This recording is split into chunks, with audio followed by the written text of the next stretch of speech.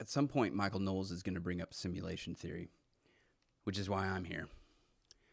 This clip is called Michael Knowles Explains Why the Country Needs God.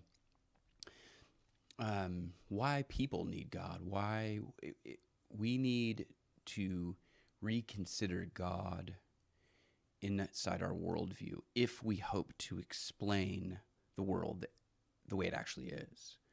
And we're seeing some crazy stuff in the world, and people are looking for explanations. Let's see. I haven't seen this whole clip, so let's see what Michael Knowles.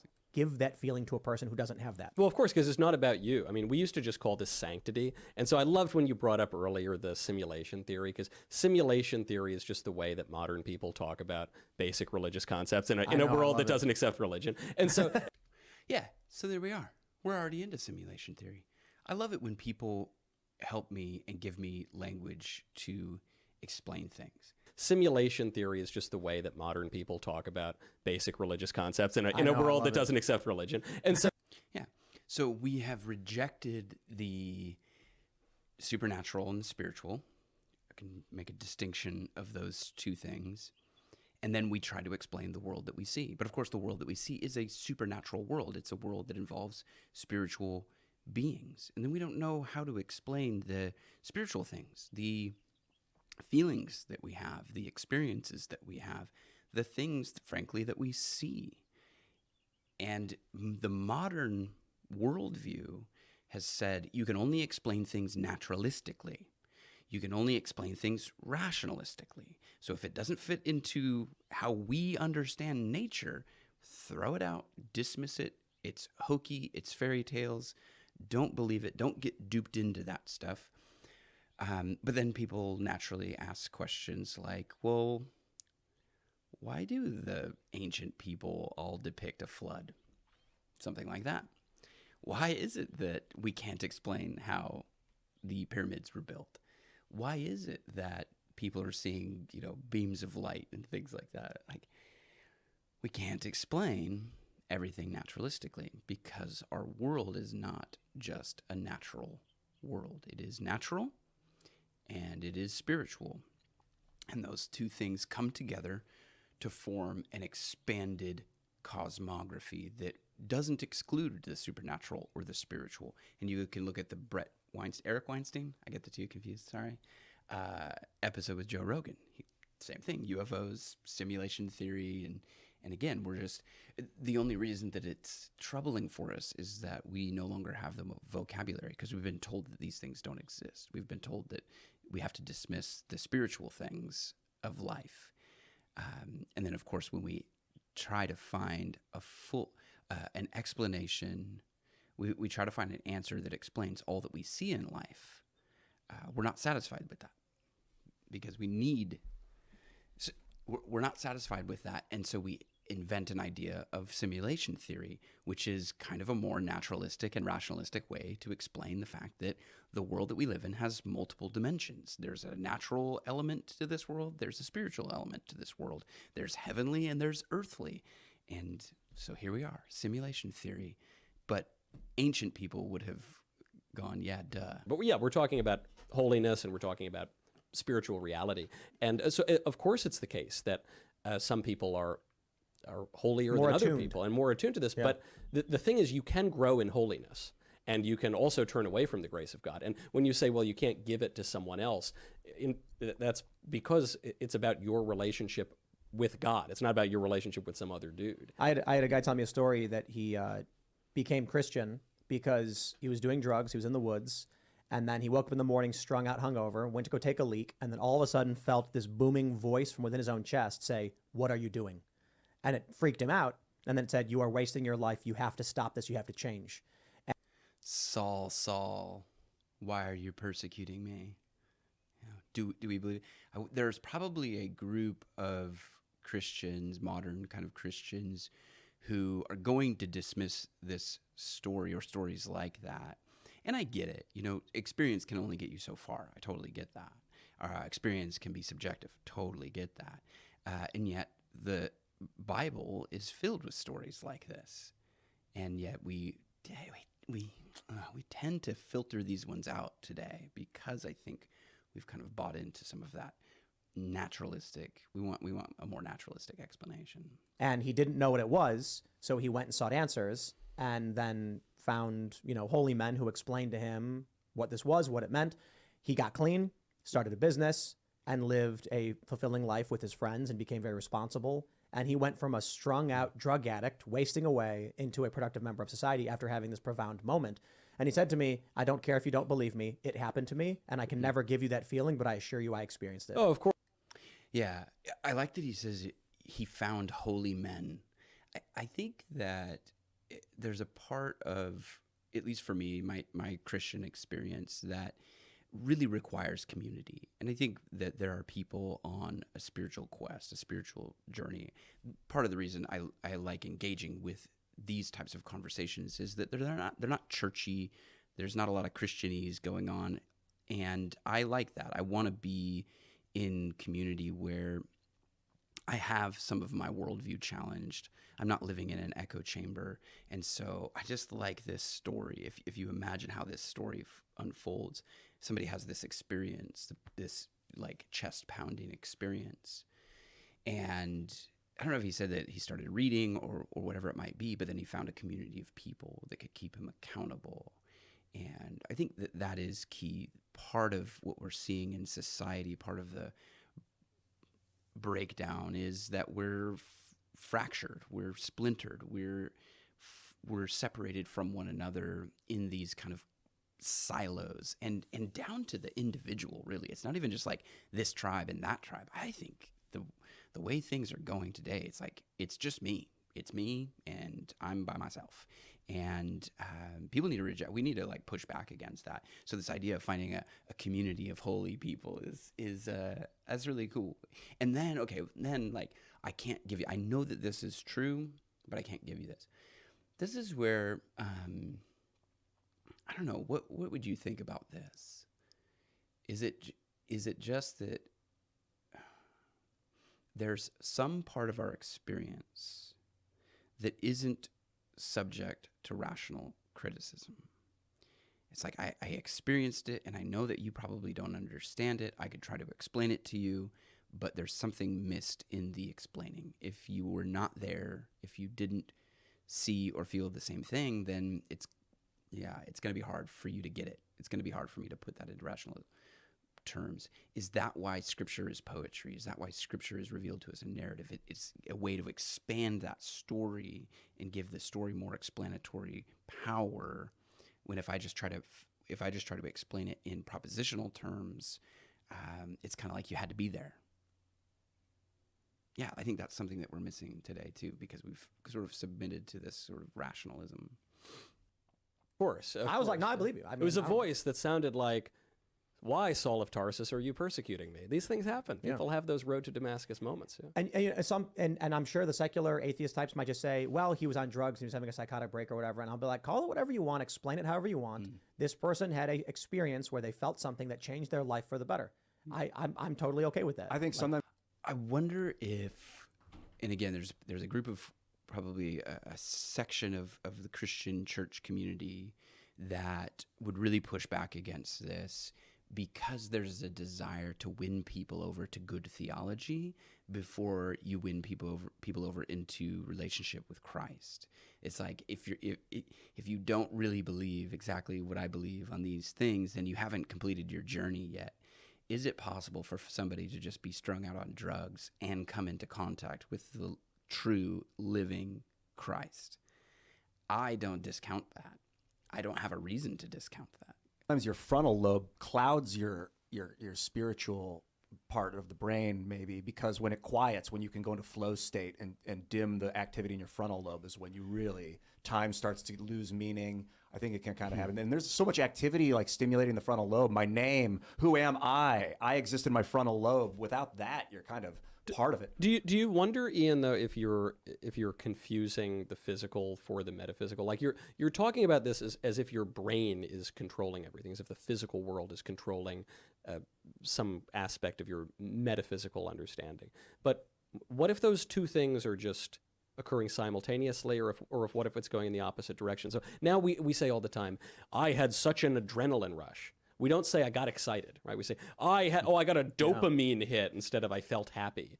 But why is the physical the only meaningful thing? When in fact the physical world alone can't have any meaning at all. Okay. I wonder if Ian is hitting a little bit on kind of the parts of the soul, right? My mind can only get me so far. My passions can overtake that very easily.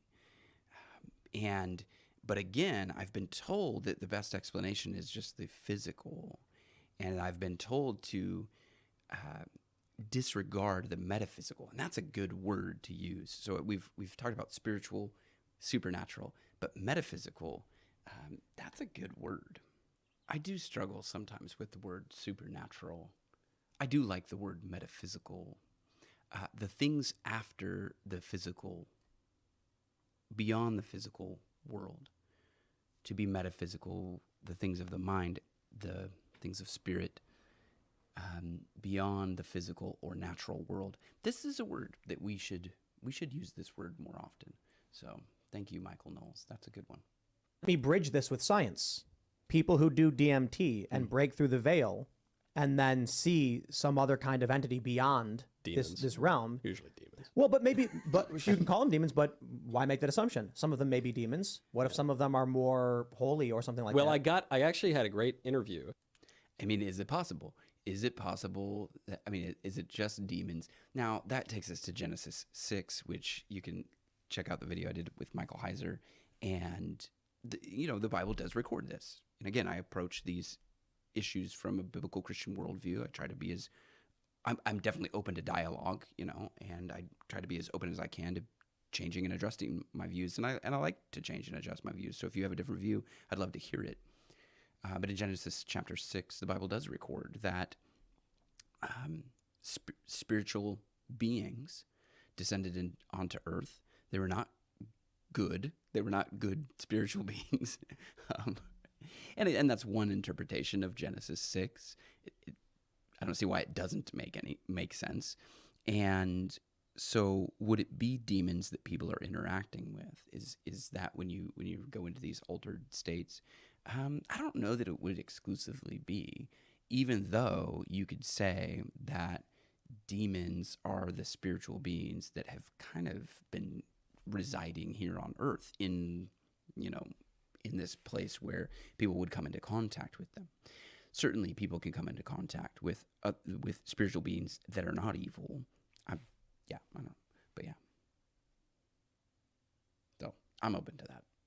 That interpretation, that idea. There's a little bit of a plug up for my YouTube channel. I had this 2-hour interview with a guy who was a total psychonaut, all into psychotropics and hallucinogens. And he thinks they're demons, but it's worth, if people want to go watch, it's a 2-hour conversation. But yeah. I'd be more inclined to believe they were demons, to be honest. We might have to check that one out. But at the same time, a bit more agnostic on whatever people experience this, whatever they could be. But the only reason I bring it up is because if it is true that multiple people, hundreds or thousands of people, have experienced some kind of consistent entity by taking this chemical, then when you, Ian, like as you were saying, you conflate the metaphysical with the physical. When you experience these things, it could be something beyond the veil reaching into you. Yeah, I think.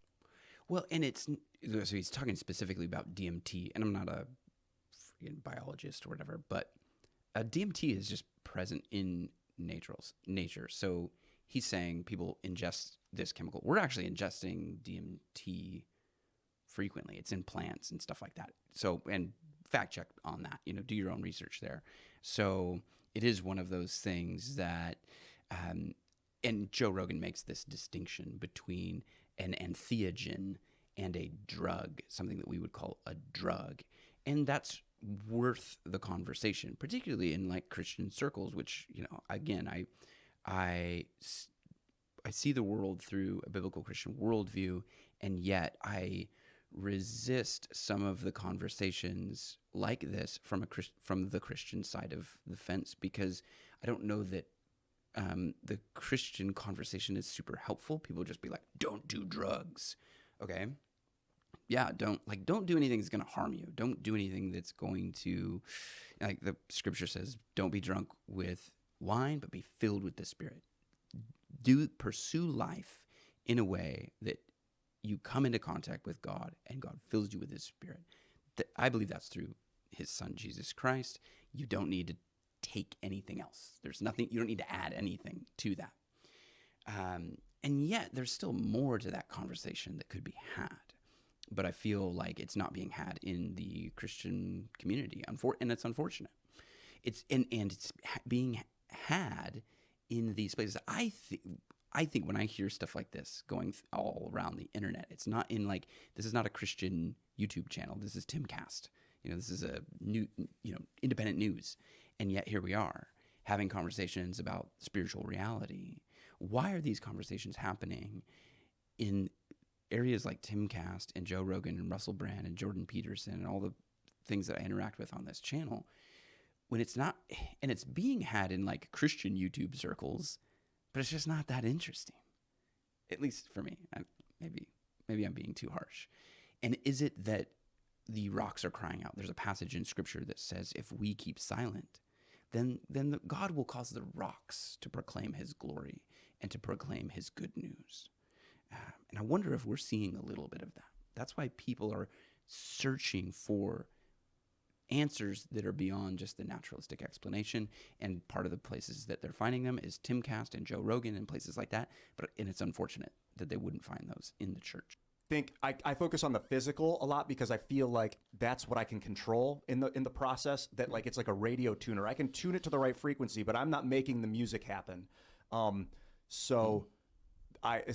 so evidence based. So I'm looking at like, but I think the magnetic field, it's like moving around the magnetic field. I believe you can, but it's like if you have a magnet in your hand and you're moving it underneath a piece of paper with all these iron fragments on top of the paper. The iron's moving, but are you moving the iron or are you moving the magnet? You're moving the magnet. The iron filings are just moving along. I think you're still. Okay, I actually like Ian.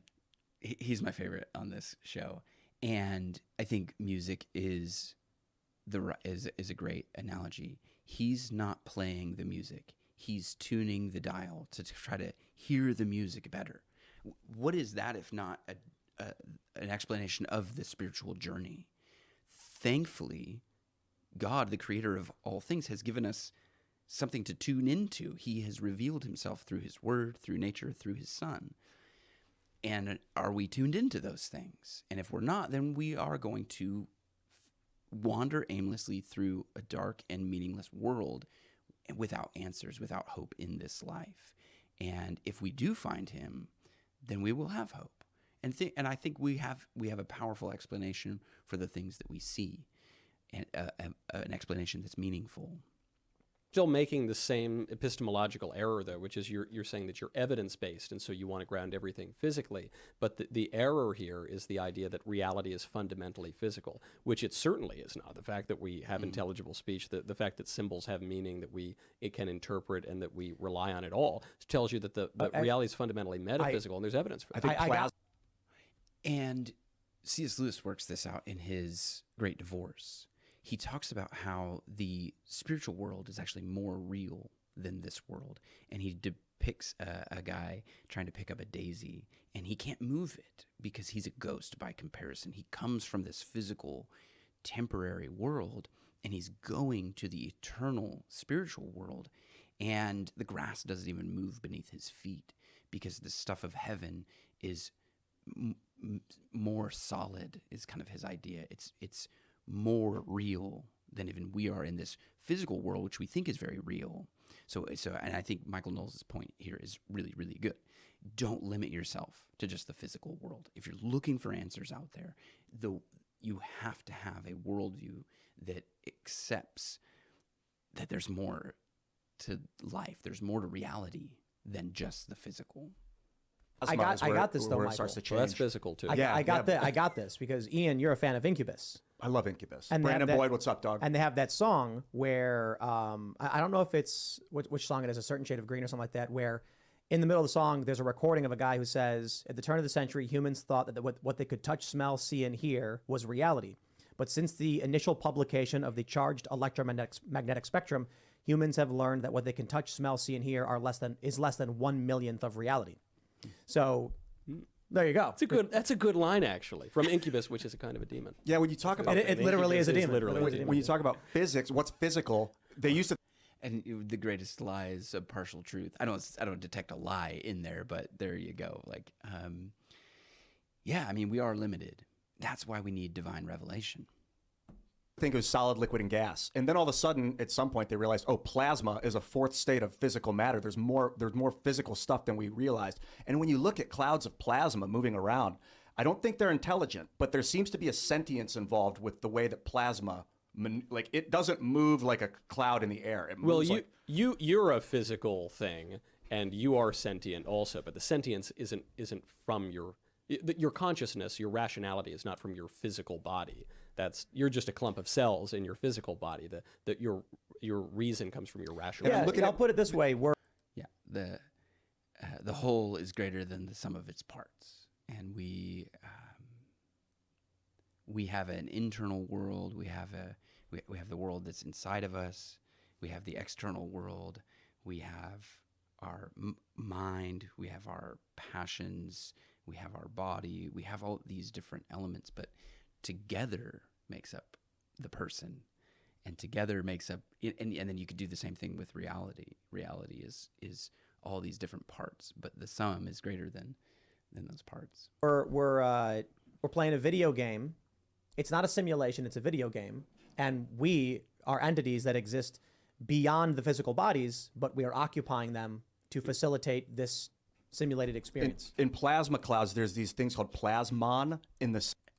Ian goes back to, it's like he doesn't hear Tim at all. He just goes straight back to plasma clouds. Center of plasma clouds. And when they're hit with photons, with light, it causes the plasma cloud to react. So it's like information is being transferred from light into plasma, which is then cooling down into gas, and then into liquid, and then into solid. But that doesn't have to be a conscious process. Physical things react to stimuli, right? It seems like a sentient process, not necessarily conscious. But like if I threw, let's say I threw an explosive, like those people last night at Pitt. If I threw an explosive at that wall, the wall would react, and there'd be a hole in the wall or a dent in the wall. But the wall's not conscious. I think you're right. I think consciousness is like living organisms seem to have consciousness. Not necessarily organisms, because then it'd be carbon-based, but like living things have consciousness, but unliving things have sentience, it seems like. Like when they say God is, I don't think God is conscious, I think it's sentient. Well, so God is. Yeah, this is where the Christian worldview is going to come in and say something very different, which is God is a person. God is a person. The infinite personal creator of all things. It's consciousness, right? God is reason. But if you're talking about sentience in the sense that one can feel sensations, like an animal or even simpler organisms can react to certain stimuli, they can feel pain, say. That's true. And when we talk about consciousness, we're usually talking about rational consciousness, so we can discuss abstract things. We can talk about justice, but an ape or a plant can't talk about justice, right? I think Ian desperately wants to believe in God. He does. He does. Every time I'm here, I just think you're so close, but you keep falling into all this new age we're gobbledygook. talking about a different thing when we say God, because if there's a conscious God, he's looking for a personal relationship with us as individuals. And if there's a God who's not conscious, but he's sentient somehow. Well, no. But what I'm saying is, Okay.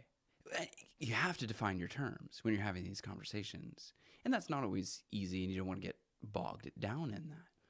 But I guess I don't remember that girl's name. But that's a bomb, right? Because what you believe God to be like is going to determine everything else about you. If you believe God is impersonal, you're going to live a life as though there are no consequences, maybe. If you believe God is personal, that God does desire a relationship, there's relationship there if God is personal. And then you live a life of worship.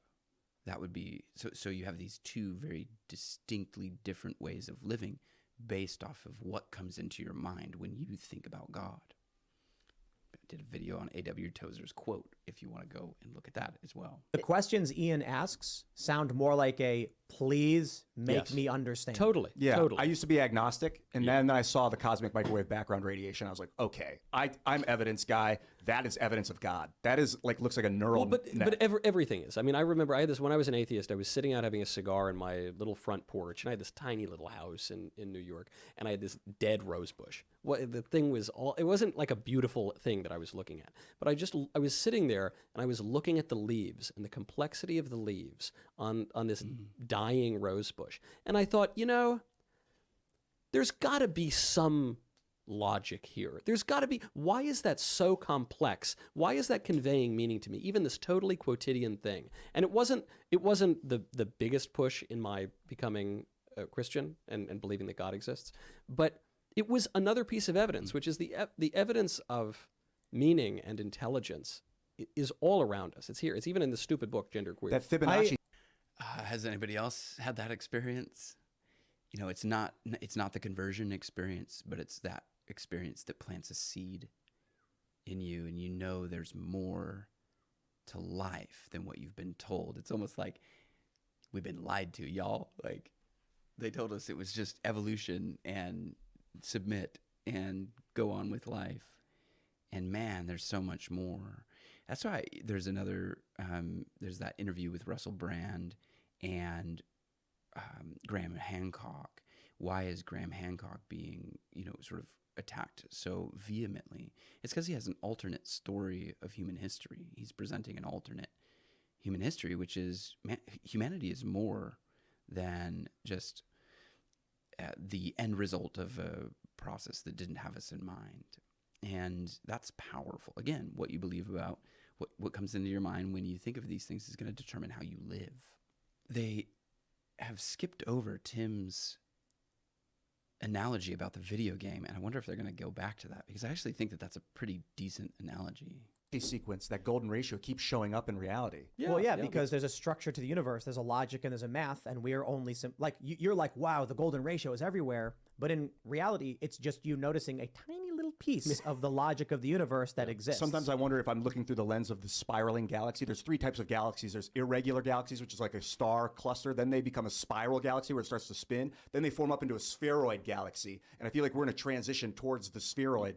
But I wonder if because we're in a spiral, You should look at is a book called The Privileged Planet, and there's a DVD series on it as well. It talks about our unique place in the galaxy and even in our solar system that allows us to make these kind of observations.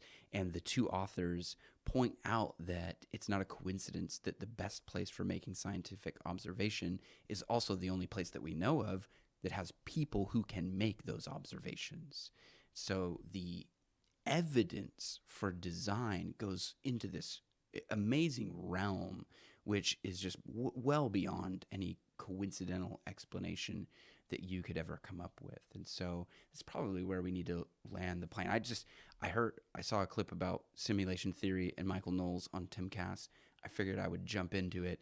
I didn't expect it to even be this in depth. So thanks for being here with me, and I will catch you in the next one. Let's see. I haven't seen this whole clip, so let's see what Michael Knowles explains. What is that sound? I just started talking about simulation theory, and then there is like something crawling around in my room. Yo, yo, yo. It was a mouse. 'Twas a mouse.